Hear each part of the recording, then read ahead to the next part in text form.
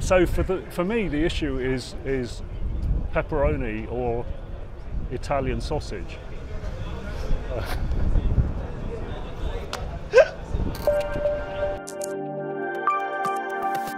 RedShark's NAB coverage is brought to you by New Tech, G Technology, Blackmagic Design, and Adobe. Right, that's our intro. It's just gonna get a straight face.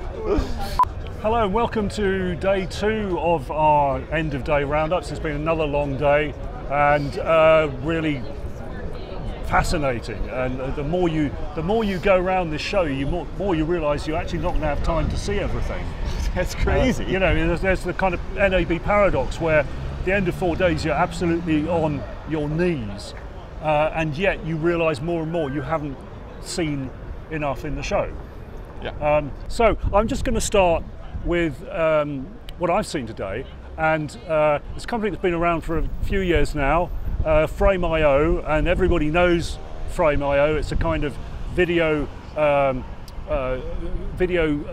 system where you can share your content for review, and people can mark up their comments, and it's growing in strength and in number of users.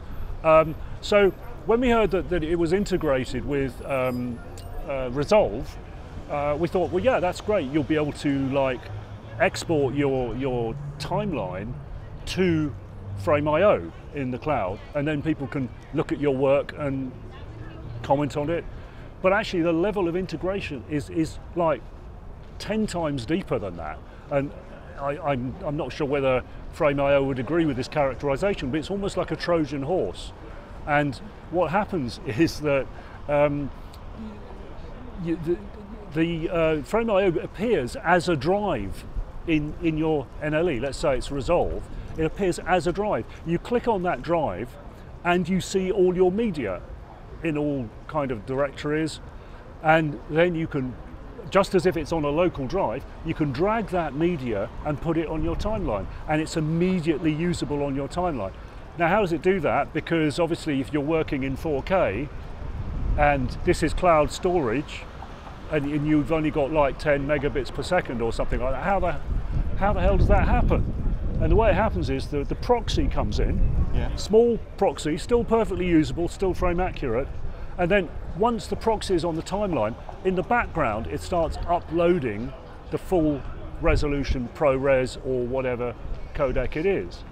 You need to have uploaded that to Frame.io in the first place, but I'm coming to that in a minute.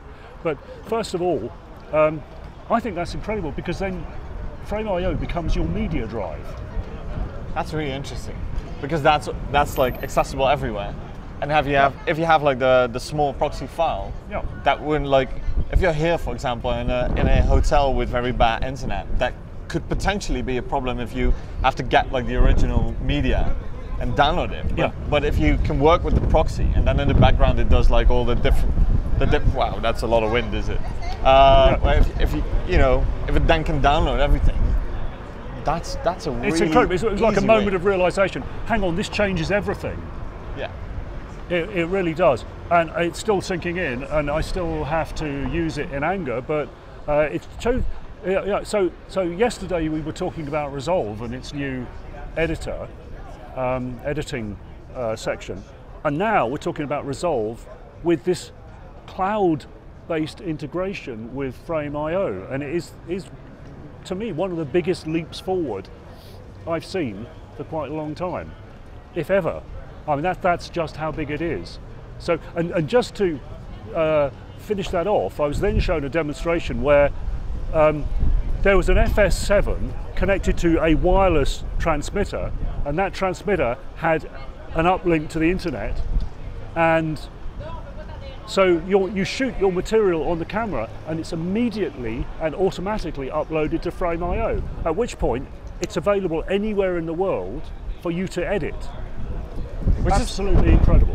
Which is becoming such an important improvement on our workflow, because like traditionally this has been the point where it's all getting slow and sluggish, right? So like in the bigger productions, like in Hollywood or something, that wouldn't be a problem because you have like a whole post crew already on set making that happen and getting. Yeah, you have your production village on set. Exactly. Yeah. But now you can basically do with this small, what is it, like a box or? It's just a box. It's just like a generic box. This is like a prototype, but you can imagine what it'll be like. It'll be part of your camera. And I have that with 5G that's coming soon. Yeah. You'll have like exactly. It's unbelievable. 5G goes up to gigabits per second. That's easily enough to upload full resolution video in real time. So this architecture is Frame.io. That is the back end to how everybody is going to be doing. So to me, I mean, watch that company, because every step they take seems to be the right step and changes things at every level. And today, this has just sucked everything inside out, as far as I can see. I think that's interesting because what I've seen today, we've been to a lot of different booths, but I feel like now this integration of production and post and kind of just having instantly the access and the opportunity to edit stuff, I think is really important, and it's becoming more accessible to just video producers, filmmakers of every level, right? Yeah. So for a long time it's been like this very expensive thing, and now it kind of feels like prices are going down, integrations are becoming so much more better. Like, oh, it's just such a great time to make films, because you then can focus more on your craft, right? Yeah. So once again, you know, people say that Moore's law is slowing down, technology is slowing down. There isn't much new at this show.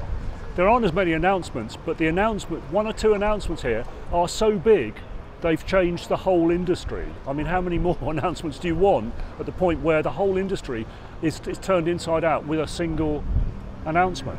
Yeah, I'm just basically like, if I take a look in the future, like I cannot wait to the moment that we'll basically have the opportunity, and we can do it already, but it will get better. Like to have just an iPad or an iPhone and just edit from there as soon as you, like, as we shoot this, we could basically then have like start cutting it. But with 5G connections into the cloud, you never need to have your media there. No, exactly. You know, it's next year. I reckon next year we will be totally immersed in this new universe that we've seen the beginnings of today, and production will never be the same again. Yeah. But so much more fun. Yeah. I think that's it. Yeah. Shall we eat pizza now? I think we're done now.